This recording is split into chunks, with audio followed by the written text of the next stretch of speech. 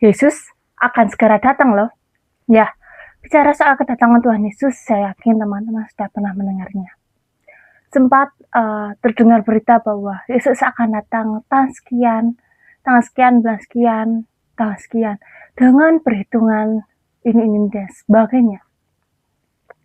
Tapi apakah yang dikatakan oleh manusia itu terjadi? Tentu saja enggak. Kenapa? Kalau apa yang dikatakan atau yang diramalkan pada saat itu sudah terjadi, pastinya saya dan Anda ada banyak orang yang sudah nggak di sini. Kenapa? Karena kita sudah di surga.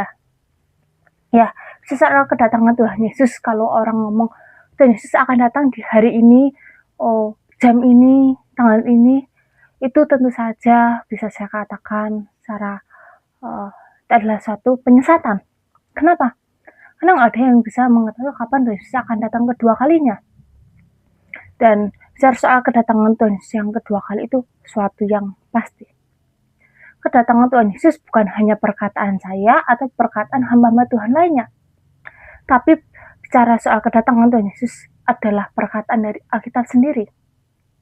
Ya, Alkitab mengatakan dengan jelas, ada banyak Alkitab yang bicara soal kedatangan Tuhan Yesus yang kedua kalinya.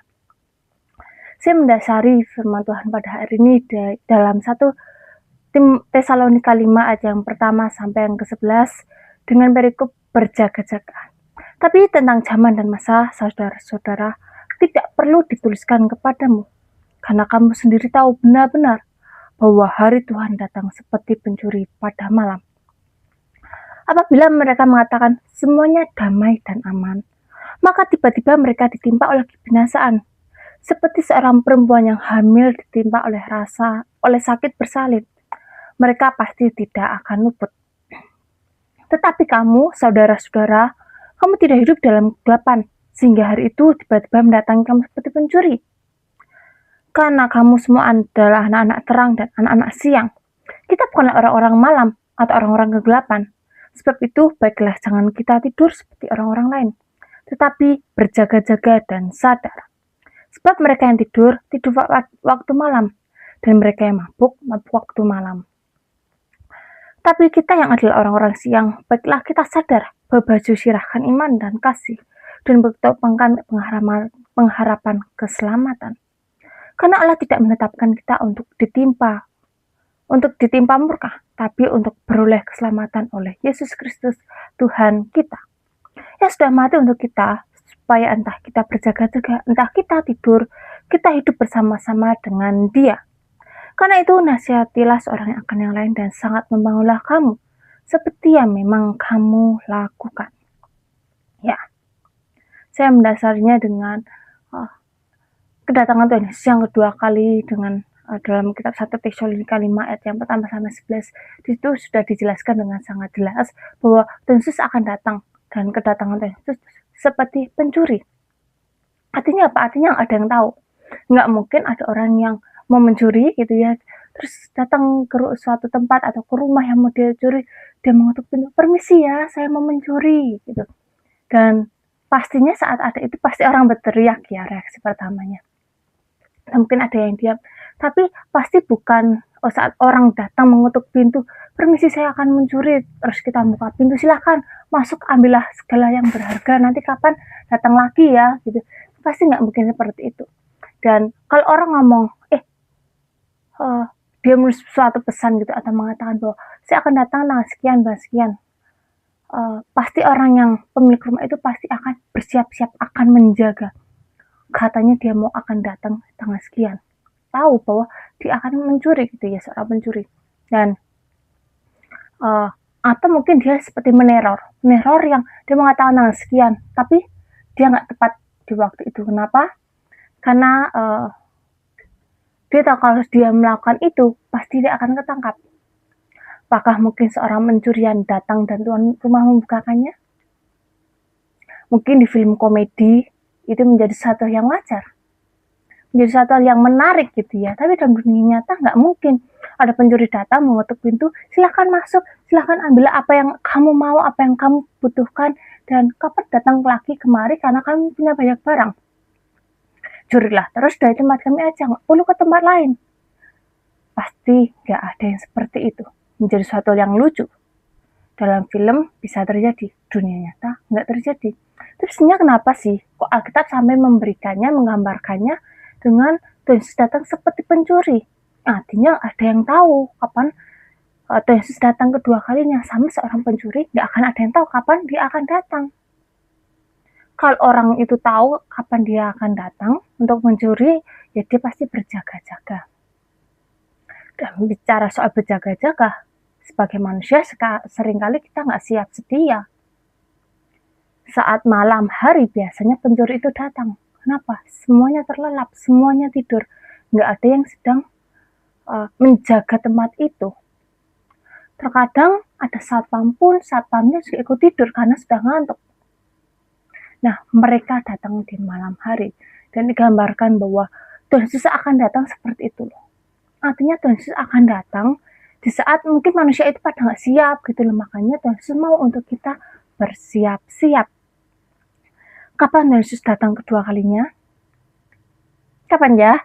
1 Tesalonika 5 ayat 1-2. Tapi tentang zaman dan masa, saudara-saudara, tidak perlu dituliskan kepadamu. Karena kamu sendiri tahu benar-benar bahwa hari Tuhan datang seperti pencuri pada malam. Saya ambil dalam kitab Matius 24 ayat 36. Tapi tentang hari dan saat itu tidak seorang pun yang tahu. Malaikat-malaikat di surga tidak, dan anak pun tidak. Hanya Bapa sendiri. Di sini saya menggarisbawahi bahwa pertama, Tuhan datang seperti mencuri. Sudah saya jelaskan bahwa suatu hal yang nggak diduga gitu kapan Tuhan akan datang. Dan ditegaskan lagi, saya ambil dari ayat kitab yang lain, dikatakan bahwa hari dan saat itu tidak seorang pun yang tahu. Alkitab adalah firman Tuhan. Alkitab bukan hanya, aku mau menulis ini supaya ada dalam Alkitab. Nggak bisa. Alkitab diilhamkan langsung oleh Roh Kudus. Jadi para penulisnya pun itu bukan berdasarkan pemikirannya sendiri. Aku mau menulis ini karena ini menarik. Aku buat ini deh supaya menjadi sesuatu yang wow gitu. Nggak bisa. Jadi segala sesuatu yang ada dalam Alkitab adalah firman Tuhan. Dan semuanya diilhamkan langsung oleh Roh Kudus. Bukan sepenuhnya buatan dari manusia gitu. Apakah ada karakteristik, ada faktor-faktor cara penulisan dan sebagainya dari penulis itu? Iya. Tapi apa yang ditulis bukan berdasarkan pemikirannya manusia, tapi dari Roh Kudus sendiri yang memberikannya. Dan di sini katakan tidak seorang pun yang tahu. Kalau kita menulis tidak ada seorang pun yang tahu, saat ada orang yang ngomong, Tuhan Yesus akan datang hari ini. Tuhan Yesus akan datang tanggal ini. Apakah itu benar? Tentu saja itu namanya penyesatan. Kenapa saya bisa bilang penyesatan? Karena dikatakan tidak seorang pun yang tahu. Berarti kalau orang tersebut bisa mengatakan Tuhan Yesus akan datang tanggal bulan sekian, berarti dia tidak sesuai dengan Alkitab. Dan segala sesuatu yang tidak bersifat, tidak sesuai dengan firman Tuhan, tidak sesuai dengan Alkitab, bisa kita bilang adalah penyesatan. Kalau Alkitab asal bilang nggak ada seorang pun yang tahu, masa dia bisa meramalkannya? Dan kalau kita bisa mendengar beberapa kali orang mengatakan Tuhan Yesus akan datang tanggal sekian, apakah sekarang sudah datang? Apakah yang mereka ramalkan itu terjadi? Enggak, gitu ya. Dan nggak ada mungkin satu orang pun yang tahu. Kalau teman-teman mendengar seorang hamba Tuhan, pendeta besar pun mengatakan tanggal sekian, jangan pernah percayai. Karena Alkitab menulis dengan jelas. Seorang hamba Tuhan pasti mengambil dari Alkitab.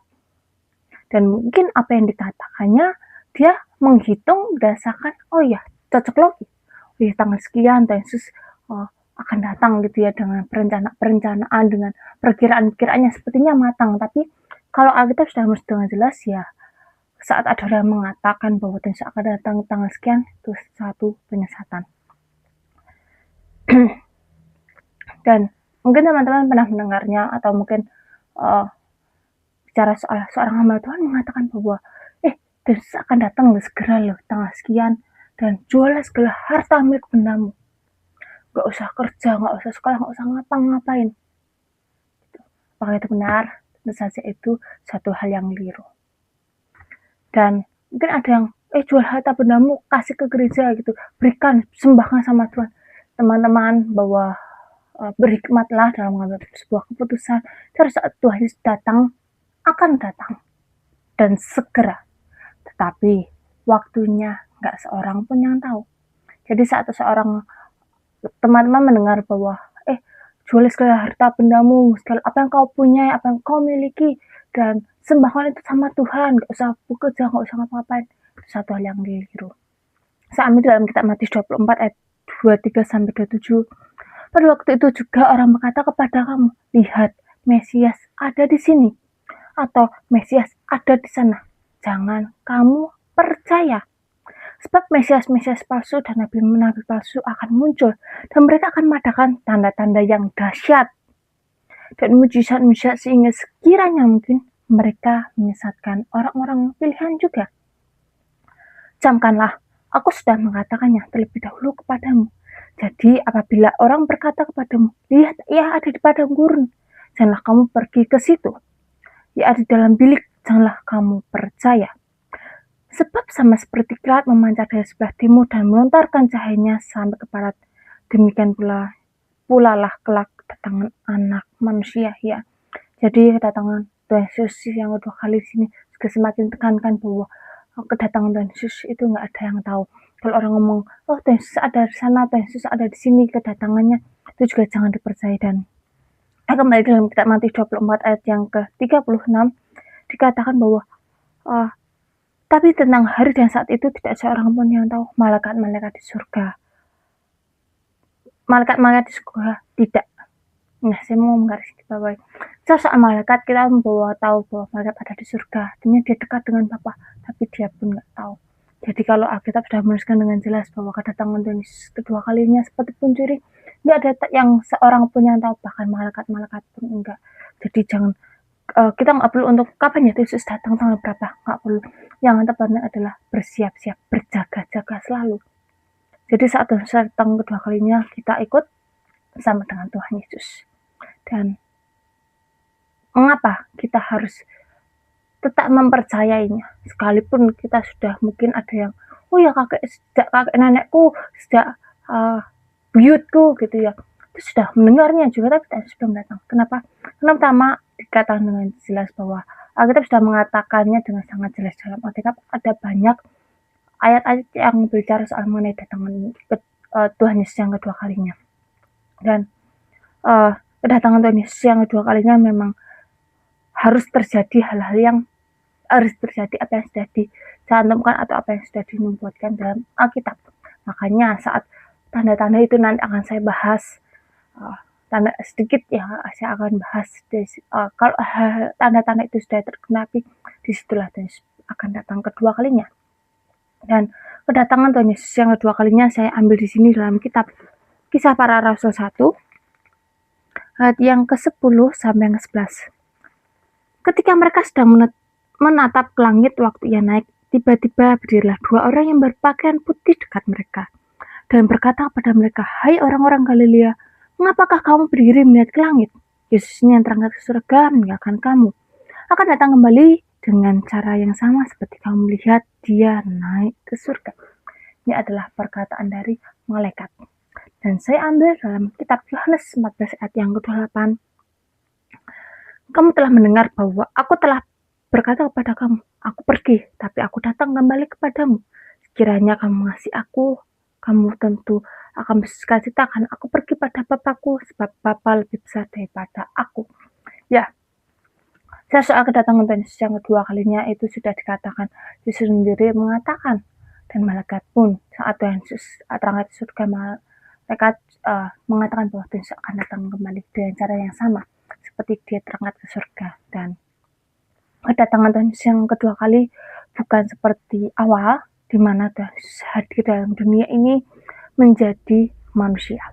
Ya, Tuhan Yesus yang pertama dia bukan hadir langsung sebagai hakim yang akan memerintah itu, tapi dia datang sebagai seorang bayi dari seorang wanita yaitu namanya Maria, dan dia lahir besar, bahkan dia mati di kayu salib dan dia bangkit dari antara mati dan bangkit dan naik ke surga. Itu kedatangan yang pertama. Kedatangan Tuhan Yesus yang kedua kalinya. Ya, Yesus akan datang yang kedua kalinya bukan lagi sebagai anak manusia yang akan mati di sekali salib kembali, tapi dia akan datang sebagai raja di atas segala raja. Dia akan datang kedua kalinya sebagai raja, bukan lagi sebagai bayi seperti awal di mana Tuhan Yesus datang.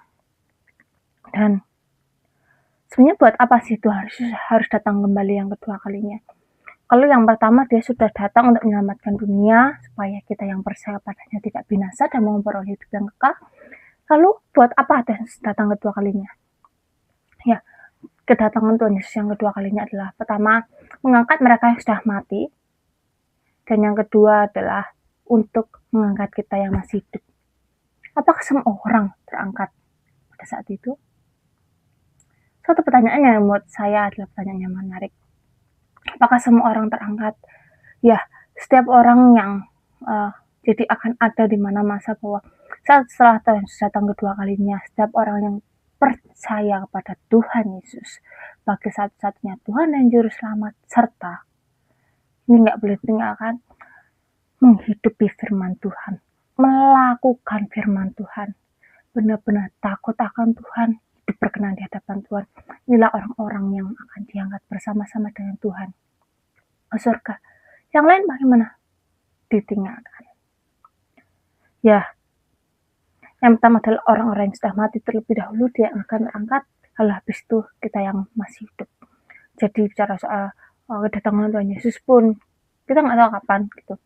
Apakah kita melalui yang kita yang mati seperti itu, seperti banyak orang yang sudah mendahului kita, sudah meninggalkan, atau mungkin saat Yesus datang kedua kalinya kita masih hidup dan kita terangkat ke surga. Roma 6 ayat 4, dengan demikian kita telah dikuburkan bersama-sama dengan dia oleh baptisan dalam kematian, supaya sama seperti Kristus telah dibangkitkan dari antara orang mati oleh firman Bapa, demikian juga kita akan hidup dalam hidup yang baru.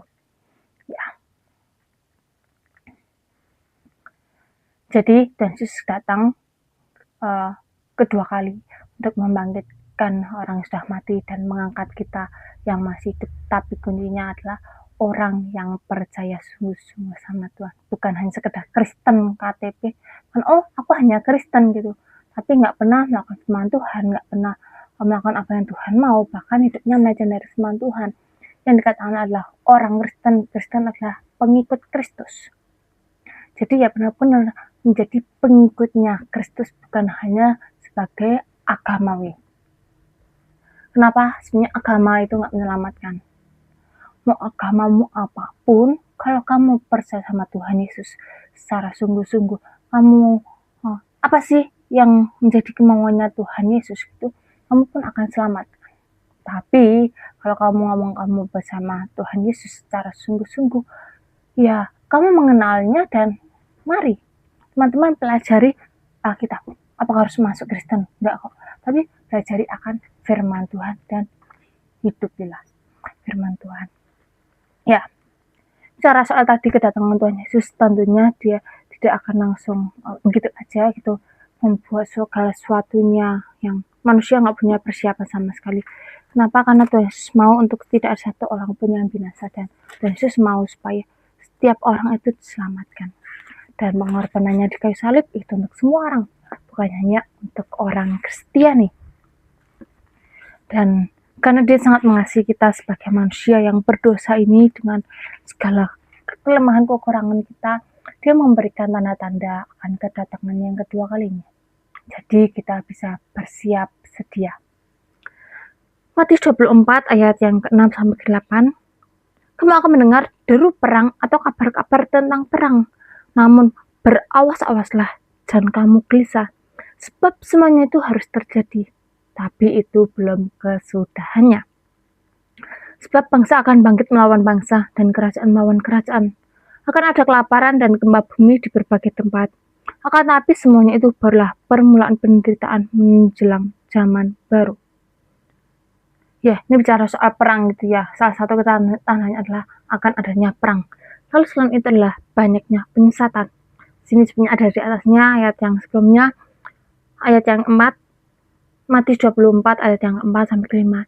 Jadi Yesus kepada mereka, waspadalah supaya jangan ada orang yang menyesatkan kamu, Sebab banyak orang yang akan datang memakai namaku dan berkata, Akulah Mesias, dan mereka akan menyesatkan banyak orang. Selain itu dalam Matius 24 ayat yang ke-14, dan Injil Kerajaan ini akan diberitakan seluruh dunia menjadi kesaksian bagi semua bangsa, sudah itu barulah tiba kesudahannya.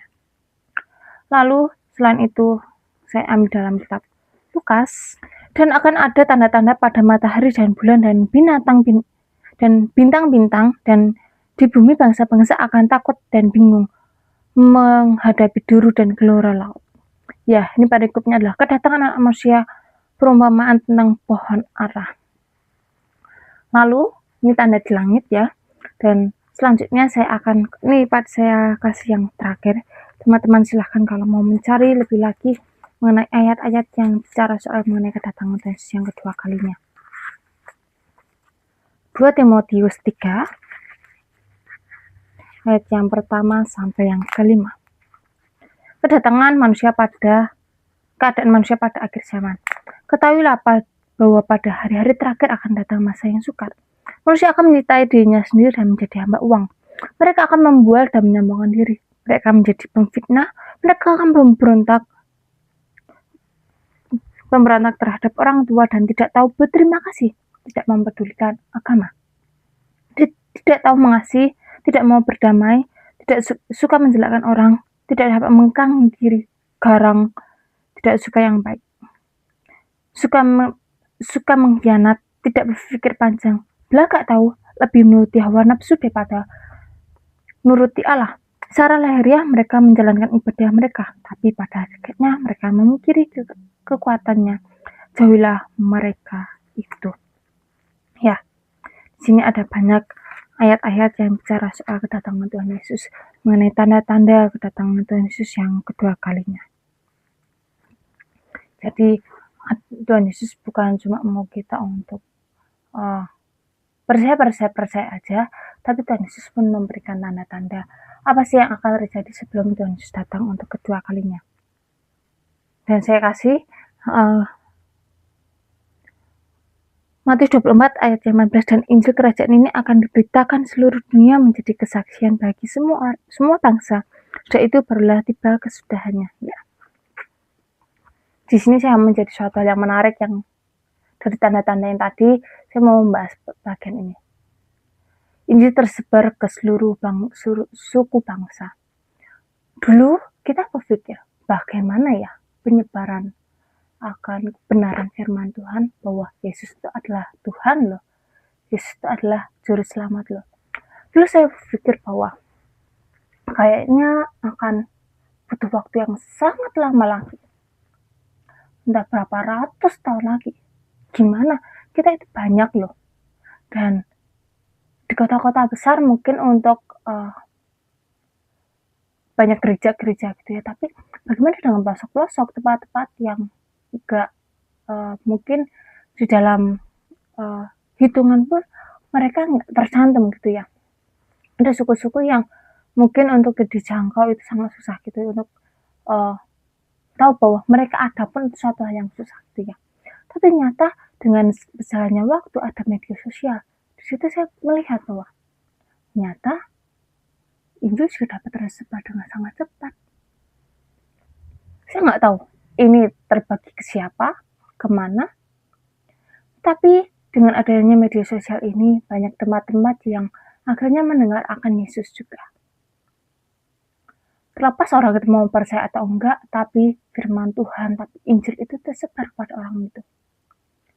Dulu yang kita pikir kayaknya mustahil loh untuk Injil itu tersebar. Apa? Satu orang masa mau ngomong banyak dengan banyak orang, butuh berapa banyak gitu. Sedangkan umat itu terus bertambah ya. Ada yang lahir, ada yang mati, udah baru lagi yang perlu disampaikan akan firman Tuhan.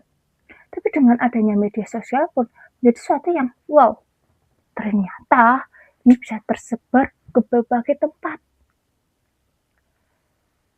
Apa yang disampaikan oleh hamba Tuhan bisa diakses sama semua orang tanpa terkecuali apapun agamanya.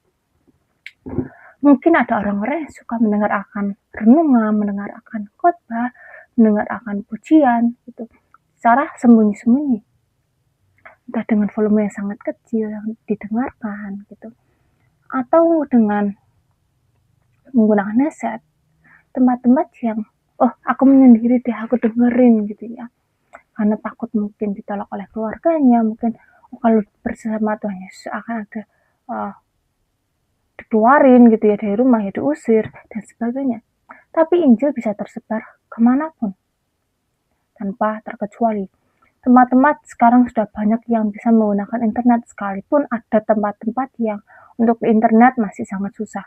Untuk bisa komunikasi pun, jangankan untuk melihat YouTube ya, untuk melihat media sosial yang ada, mungkin dia harus panjat ke pohon, ke atap gitu ya, tempat-tempat yang untuk jaringannya masih sangat susah gitu. Tapi sudah ada gitu ya. Tapi masih ada memang tempat-tempat yang mungkin sama sekali untuk jaringan belum ada, mungkin alat media seperti ini belum ada. Dan artinya Injil itu juga akan tersebar sampai seluruh bangsa. Yang menjadi pertanyaan, maukah percaya sama Tuhan Yesus? Maukah terima Yesus bukan hanya sebagai orang baik, bukan hanya sebagai nabi, tapi terima Yesus sebagai Tuhan dan selamat pribadimu? Maukah kamu menerimanya? Kalau kamu mau menerimanya, kamu akan diselamatkan. Bagaimana caranya aku bisa menerima Yesus sebagai Tuhan dan Juru Selamat? Ya, pertama adalah akui dan sadari bahwa kamu itu manusia yang berdosa. Saya pun berdosa gitu. Gak ada satu orang pun dalam dunia ini yang gak berdosa. Siapa sih manusia yang gak berdosa? Semua kita berdosa. Mungkin hanya dosa yang dilakukan yang berbeda aja. Akui bahwa diri berdosa dan minta untuk akui akan karya di mana Yesus itu benar-benar mati di kayu salib untuk menebus dosamu, dan undanglah dia masuk dalam hidupmu. Terimalah dia sebagai Tuhan dan selamat pribadimu. Kau harus berdoa seperti apa? Berdoa kita nggak harus dengan kata-kata yang indah. Doalah dari dalam hatimu. Apa yang ada di hatimu, kamu silahkan ucapkan itu kepada Tuhan Yesus. Dan Yesus itu bukan mendengar, kalau kata-katanya indah, aku akan dengarkan. Enggak. Tapi Tuhan akan mendengar dan menjawabnya. Dan dia lebih suka dengan apa yang benar-benar dari hatimu, bukan apa yang indah kau katakan. Dan apa yang harus kita lakukan selama kita menunggu kedatangan Tuhan Yesus yang kedua kalinya? Matius 24 ayat yang ke-42. Karena itu berjaga-jagalah, sebab kamu tidak tahu pada hari mana Tuhanmu datang. Ya, nggak ada yang tahu kapan Tuhan Yesus itu datang kedua kalinya. Jadi berjaga-jaga dan siap sedialah. Kedatangan Tuhan Yesus yang kedua kali untuk membangkitkan mereka yang sudah meninggal dan mengangkat kita yang masih hidup. Dan karena seperti yang tadi saya sampaikan bahwa bukan semua orang loh yang diangkat, tapi orang yang bersama Tuhan Yesus dan yang sungguh-sungguh. Artinya kalau ada orang yang masih nggak percaya sama Tuhan Yesus dan nggak benar-benar percaya sama Tuhan Yesus secara sungguh-sungguh, artinya akan tertinggal. Dan bagaimana kalau orang tersebut tertinggal? Apa yang akan terjadi? Wahyu 13 ayat yang ke-5 dan yang ke-8. Dan kepada binatang itu diberikan mulut yang penuh sambungan dan hujat. Kepadanya diberikan juga kuasa untuk melakukan 42 bulan lamanya. Dan semua orang yang diam di atas bumi akan menyembahnya, yaitu setiap orang yang namanya tidak tertulis sejak dunia dijadikan dalam kitab kehidupan dari anak domba yang telah disembelih. Ya, di sini saat datang kedua kalinya dan ternyata kamu tertinggal, itu satu hal yang jangan sampai. Kenapa? Kalau kamu pun menyesal, ya ternyata Yesus adalah Tuhan yang benar, ya Yesus ternyata memang benar-benar akan datang kedua kalinya, harusnya dulu aku hidup benar-benar, aku hidup sungguh-sungguh, harusnya aku udah mendengar akan Yesus tapi aku gak percaya. Aku tahu tuh Yesus, aku udah diajar, aku udah dididik, bahkan aku Kristen sejak aku lahir, aku udah di sekolah minggu sejak aku masih kecil gitu ya, tapi nggak pernah benar-benar hidup sungguh-sungguh sama Tuhan Yesus, akhirnya tertinggal. Itu jangan sampai terjadi dalam hidupmu. Dan tujuan dari firman Tuhan disampaikan, tujuan cara kedatangan Tuhan Yesus yang kedua kali itu adalah mengingatkan kita supaya kita siap sedia supaya nggak ada yang tertinggal. Dan Tuhan Yesus nggak mau ada satu pun yang tertinggal. Makanya dikasih satu-satunya adalah tanda-tanda kedatangan Tuhan Yesus. Supaya siap sedia. Kapan Tuhan Yesus datang nggak ada yang tahu. Saat kamu tertinggal, tahukah bahwa ada siksaan yang begitu berat? Kamu menghampiri maut, rasanya maut itu pun menjauh daripadamu. Artinya, kamu mencoba untuk menjatuhkan batu itu ke atasmu supaya kamu meninggal, itu akan terasa sangat sulit gitu loh. Pada saat itu, ya, begitu penderitaan yang akan dialami oleh orang-orang yang tertinggal saat Tuhan Yesus datang kedua kalinya. Dan harapan saya adalah setiap orang kita terangkat ke surga. Hal ini bukan disampaikan untuk menakut-nakuti. Tuhan Yesus akan datang loh, kamu kalau tertinggal akan seperti ini. Kamu akan mengalami penderitaan yang begitu berat, akan ada aniaya yang begitu besar dan begitu mengerikan gitu. Tapi sebenarnya tujuan dari ini adalah, yuk Tuhan Yesus itu akan datang loh kedua kalinya. Dan kedatangannya itu akan segera terjadi. Kapan? Gak ada yang tahu. Seorang pun tidak, dan malaikat pun tidak.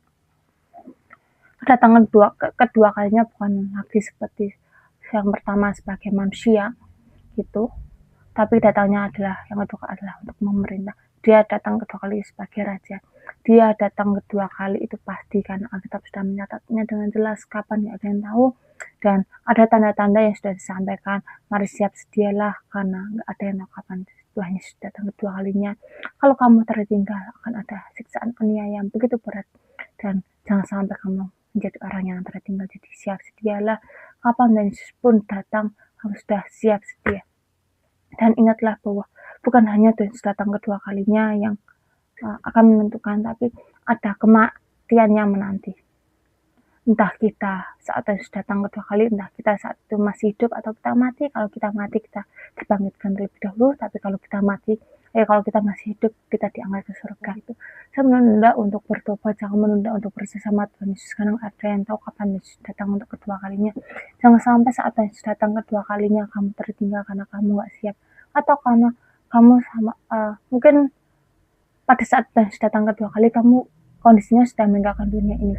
Dan ingatlah bahwa kematian pun nggak ada yang tahu. Tuh, jadi siap sedialah. Baik saat Tuhan Yesus datang kedua kali kamu pada saat itu sudah meninggal terlebih dahulu, atau kamu masih hidup. Kalau kamu sudah meninggal, artinya ya nggak tahu bagaimana hidupmu gitu ya. Kalau kamu benar-benar percaya sama Tuhan Yesus, artinya ada keselamatan yang dijanjikan sama Tuhan Yesus, dan keselamatan itu kekal. Dalam artian saat kamu sudah diselamatkan, kamu sudah meninggalkan dunia ini, kamu bersama-sama dengan Bapa di surga, artinya nggak mungkin lagi kamu akan jatuh dalam dosa gitu ya. Dan sebenarnya saya mau menekankan di sini satu hal, bahwa kedatangan Tuhan Yesus itu pasti dan akan terjadi segera. Kapan waktunya nggak ada yang tahu. Siap sedialah, jadi saat Tuhan Yesus datang kedua kalinya kamu ikut terangkat ke surga. Kalau kamu mati, kamu dibangkitkan dari antara orang mati. Tapi kalau kamu masih hidup, kamu diangkat ke surga. Kamu gak mengalami aniaya, kamu gak mengalami penderitaan yang begitu berat. Satu hal terakhirlah, berjaga-jagalah, karena Tuhan akan segera datang. Dia datang, gak ada yang tahu kapan. Jadi kita cuma bisa bersiap sedia. Dan Yesus memberkati.